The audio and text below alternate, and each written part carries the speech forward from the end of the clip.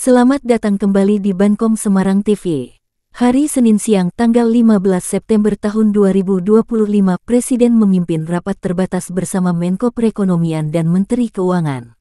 Rapat difokuskan pada pembahasan program paket ekonomi 2025. Paket ini mencakup 8 program akselerasi, 4 program yang akan dilanjutkan pada tahun 2026, serta 5 program unggulan yang diarahkan untuk memperkuat penyerapan tenaga kerja. Pemerintah menargetkan kebijakan ini menjadi motor penggerak stabilitas dan pertumbuhan ekonomi nasional. Dan rapat dengan Pak Presiden tadi membahas terkait dengan kebijakan yang akan diambil, yang kita beri nama program paket ekonomi di tahun 2025 ini, yang terdiri dari 8 program akselerasi di 2025, 4 program yang dilanjutkan di 2026, dan 5 program yang terkait dengan andalan pemerintah untuk penyerapan tenaga kerja. Mungkin slide-nya boleh ditayangkan. Nah, dari 8 program akselerasi pembangunan tersebut, yang pertama adalah magang lulusan daripada perguruan tinggi dengan kriteria maksimum fresh graduate 1 tahun.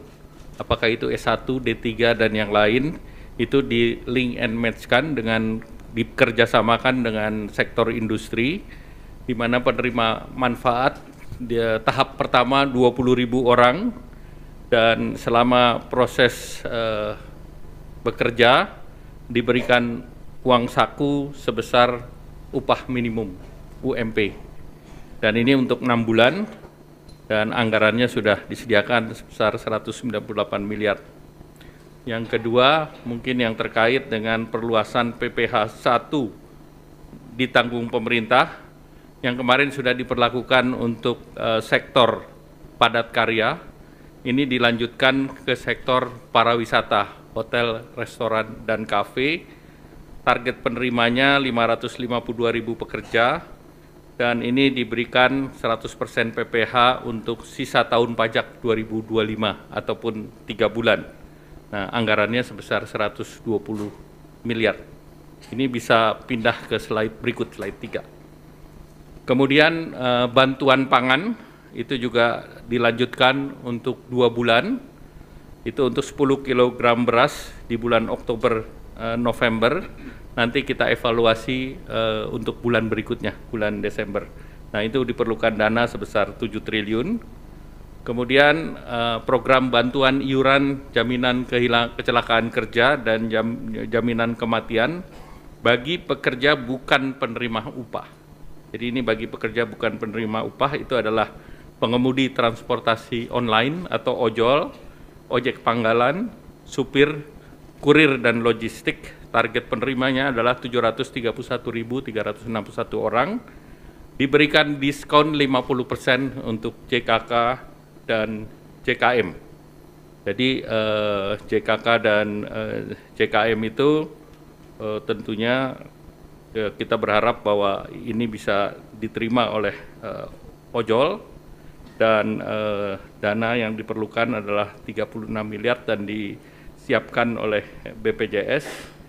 Nah, ini JKK itu santunan kematian 48 kali upah, santunan cacat 56 kali upah, beasiswa 174 juta untuk 2 orang anak, dan jaminan kematian itu totalnya bisa menerima 42 juta. Kemudian manfaat layanan tambahan dari perumahan BPJS Tenaga Kerja. Kita tahu BPJS Tenaga Kerja punya program terkait dengan perumahan. Nah, ini bunganya diturunkan. Jadi sebelumnya adalah BI rate plus 5%, ini diturunkan menjadi BI rate plus 3%. Kemudian untuk penerima manfaat di mana itu bisa untuk menyicil rumah, bisa untuk down payment, dan juga untuk para developer yang tadinya BI rate plus 6 diturunkan juga menjadi 4%. Ini seluruhnya dengan juga relaksasi SLIK dari OJK. Nah, ini targetnya 150 miliar ditanggung oleh BPJS. Tahun ini ditargetkan sampai 1.000, namun tahun depan akan ditingkatkan jumlahnya karena ini akan mendukung program Bapak Presiden untuk menyediakan 3 juta rumah. Kemudian percepatan deregulasi PP 28, yaitu integrasi sistem kementerian lembaga dan juga rencana daerah tata ruang RDTR ke OSS.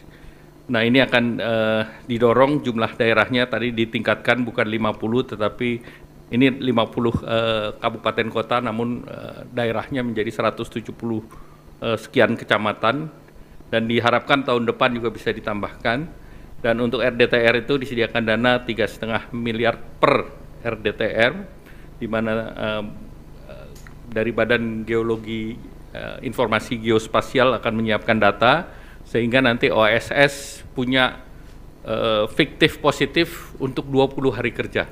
Sehingga kalau ini tidak selesai, maka otomatis akan berlaku, dan itu kebutuhan dananya diperkirakan sekitar 1 triliun. Kemudian pilot project beberapa program di kota-kota besar, salah satunya adalah di Jakarta untuk gig ekonomi, di mana ini semacam working space, dan ini akan diikuti oleh piloting di berbagai daerah lain, Jabar, Jateng, Jatim, Banten, Bali, Manado, Makassar, dan Batam. Kalau di Jakarta menggunakan dana yang sudah tersedia di Jakarta, dan juga akan mendorong dana yang ada di Ekraf. Nah, kemudian paket 4, tadi yang 8 sudah saya jelaskan. 8 diberlakukan untuk mengakselerasi di 2025.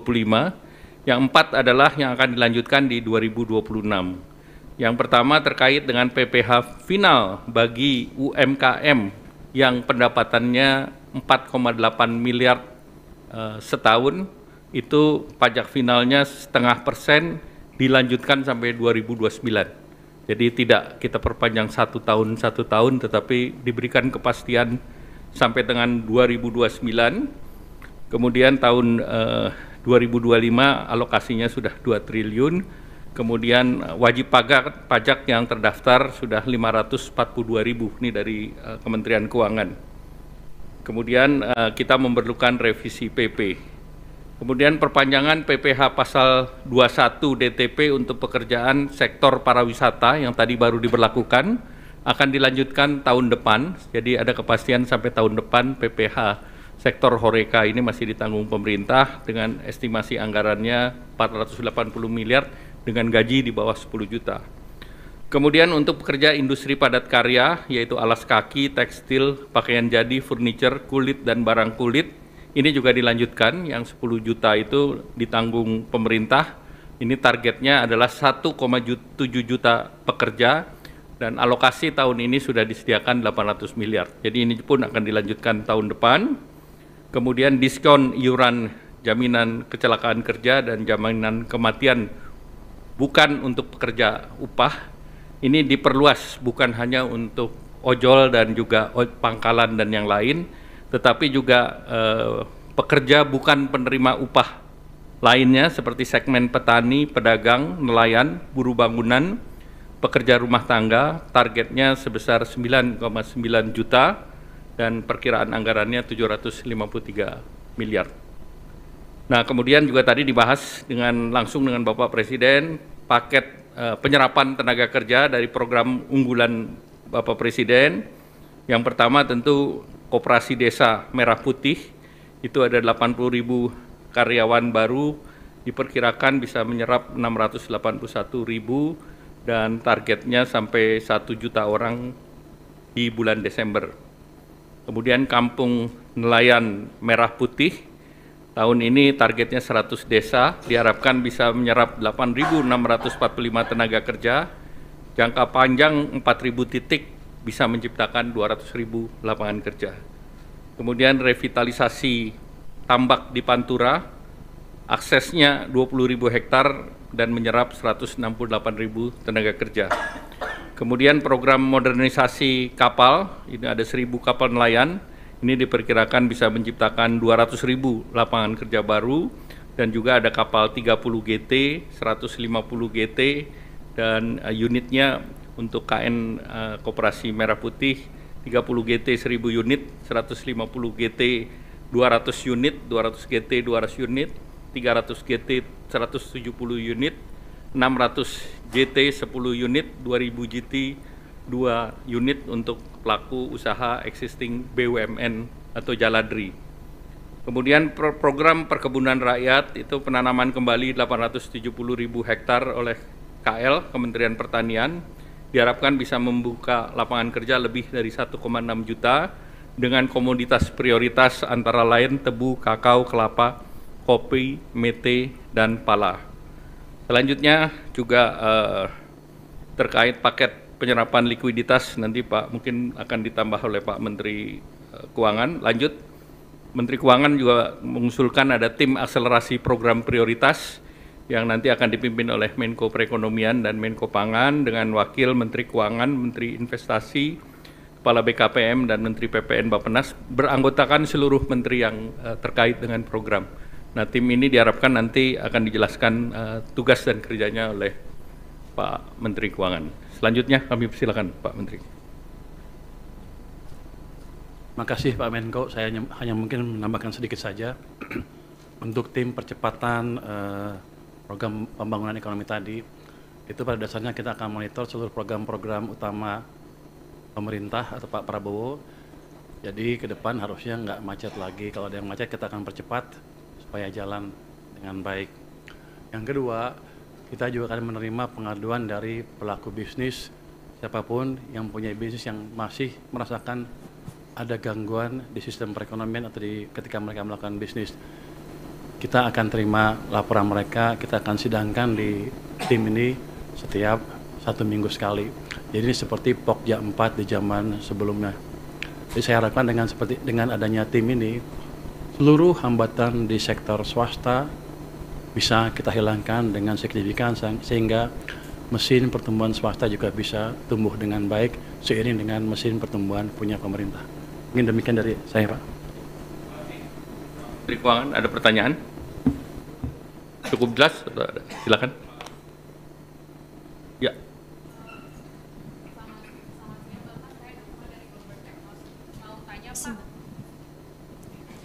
Izin mau tanya Pak soal stimulus PPh 21 DTP kan itu diperluas ke sektor hotel, resto, dan lain-lain yang pariwisata tadi Pak. Apakah ada alasannya kenapa itu diperluas ke sektor tersebut Pak? Lalu izin bertanya juga ke Pak Purbaya. Apakah ada estimasi total belanja perpajakan atau total insentif pajak yang ditanggung pemerintah berapa triliun Pak? Dan mau nanya juga Pak, ini kan dalam beberapa kali APBN kita tren penerimaan itu mengalami penurunan ya Pak. Di tengah hitung-hitungan fiskal yang ketat ini, bagaimana dampak dari stimulus yang diberikan terhadap perkembangan defisit? Apakah defisitnya APBN 2025 akan melebar atau seperti apa Pak? Terima kasih. Yang silakan Mas, 2 dulu ya. Selamat siang Pak Erlangga, Pak Purbaya Stefano dari Reuters. Pak mau nanya, tadi ada estimasi anggaran stimulus itu 16,23 triliun, itu maksudnya untuk yang kuartal 4 2025 dan juga 2026, tapi anggarannya dari 2025 ya Pak, mau mastiin itu aja sih Pak. Kemudian untuk Pak Purbaya itu kan kita udah punya 200 triliun nih Pak di Himbara. Nah penempatan dana pemerintah di Himbara itu kan dapat depositonya bunganya sekitar 4%, tapi nanti di koperasinya yang mendapat bunga itu bunga harapannya rendah. Jadi Pak mau tahu Pak, apakah ada selisih Pak biaya bunga Pak, biaya yang dikasih ke koperasi, dan kalau ada itu ditanggung sama siapa Pak? Apakah sama Himbara atau pemerintah gitu Pak? Memastikan tidak ada mismatch gitu Pak untuk biaya bunganya. Terima kasih. Baik, jadi yang terkait dengan tadi untuk perluasan ke sektor pariwisata, itu memang kita melihat bahwa sektor pariwisata terutama Horeca juga sedang mengalami tekanan. Oleh karena itu yang kemarin kita sudah berikan ke padat karya, kita perluas ke pariwisata. Dan diharapkan 482.000 orang bisa memanfaatkan, dan benefitnya mereka bisa memanfaatkan angka 60.000 sampai 400.000 tambahan ke orang per orang, sehingga kita berharap bahwa ini daya beli bisa terjaga juga.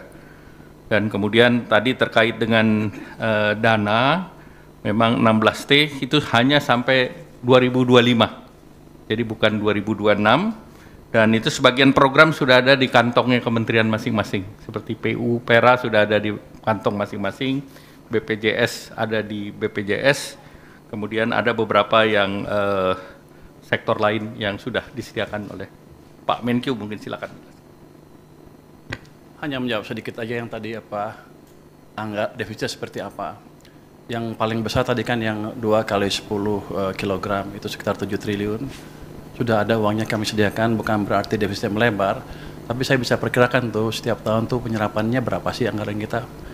Tahun lalu kan ada sisa juga, saya bisa hitung sisanya berapa. Jadi daripada sisa, tinggal 3 bulan lagi mungkin nggak kepake, saya pakai ke sana. Jadi ini hanya optimalisasi penyerapan anggaran supaya berdampak bagi perekonomian tanpa merubah defisit terlalu signifikan. Nanti kalau ekonominya tumbuh lebih bagus kan, kalau kita asumsikan rasio tax ratio-nya konstan, kalau PDB-nya tumbuh lebih cepat kan tax-nya lebih cepat juga. Jadi mungkin dampaknya ke defisit cenderung netral to positif. Tadi kalau apa tadi? Oh, yang bunga ya? Enggak, bunganya itu pada dasarnya ya, ini kan 200 triliun sudah masuk ke sistem.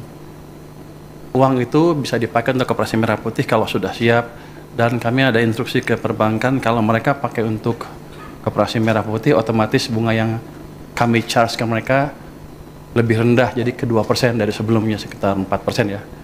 Jadi otomatis seperti itu. Jadi nggak ada lagi cost tambahan bagi Himbara ya. Jadi harusnya sih akan berjalan mulus. Cuma nanti kita gebrak-gebrak biar lebih cepat aja. Baik, masih ada? 2 lagi ya, silakan Mas. Untuk Pak Purbaya mungkin Pak, saya Herdi dari Detikom Pak. Mungkin pertanyaannya mengenai yang program gelontoran dana 200T ke perbankan Pak. Mungkin itu sejauh ini progresnya seperti apa Pak? Apakah semua sudah masuk ke 5 bank itu? Terus mungkin setelah ini gitu Pak, apakah itu kan cuma 6 bulan ya Pak ya penempatannya? Apakah nanti bisa diperpanjang atau mungkin diperluas selain 5 bank itu Pak? Iya, artinya 200T apakah bakal tambah juga gitu Pak? Mungkin pertanyaan saya itu aja Pak. Terima kasih banyak. Ada lagi? Cukup, silakan Pak Purbaya. Jadi 200T hari Jumat sudah masuk ke perbankan. Uangnya udah nongkrong di sana. Sekarang saya duga para dirut bank pusing. Mau nyalurin kemana? Tapi saya pikir dengan cara itu, paling enggak kalau mereka belum bisa nyalurin karena mereka punya uang lebih, dia nggak akan perang bunga lagi, bunga akan cenderung turun, itu akan berdampak ke ekonomi dengan itu sendiri ya. Bisa bunga pinjaman turun, bisa juga bunga deposit turun, yang jelas cost of money turun, jadi yang punya uang nggak ragu untuk belanjain, yang mau pinjam ke bank nggak ragu untuk pinjam. Untuk alokasinya sebetulnya niat saya adalah suka-suka banknya. Tapi kalau banknya agak bingung, nanti ada guidance di mana mereka bisa memanfaatkan uang itu untuk membantu program-program unggulan pemerintah. Jadi win-win solution ya. Jadi kalau mereka bisa pakai saluran ya salurin, kalau nggak bisa ya ke situ. Jadi mudah-mudahan, hampir pasti ekonomi akan berjalan lebih cepat. Setelah 6 bulan, saya udah hitung, ini pertanyaan banyak orang, apakah setelah 6 bulan akan ditarik oleh pemerintah. Saya bisa hitung bahwa biasanya uang pemerintah yang disimpan di bank sentral itu lebih di atas itu. Jadi kalau 200 triliun aja tidak akan mengganggu kondisi saya, dalam pengertian saya tidak harus terpaksa menarik dari perbankan kalau kepepet, dalam keadaan kepepet.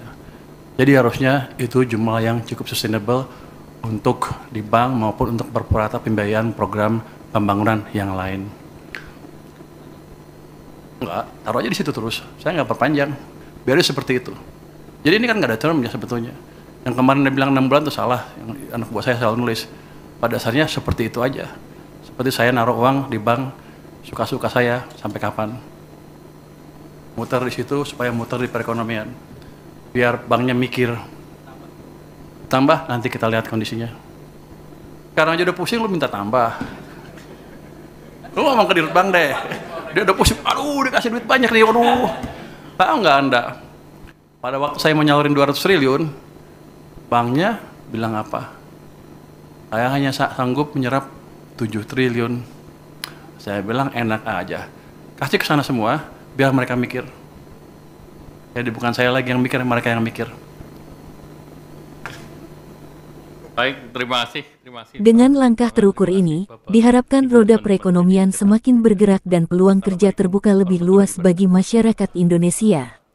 Tim Bankom Semarang TV melaporkan.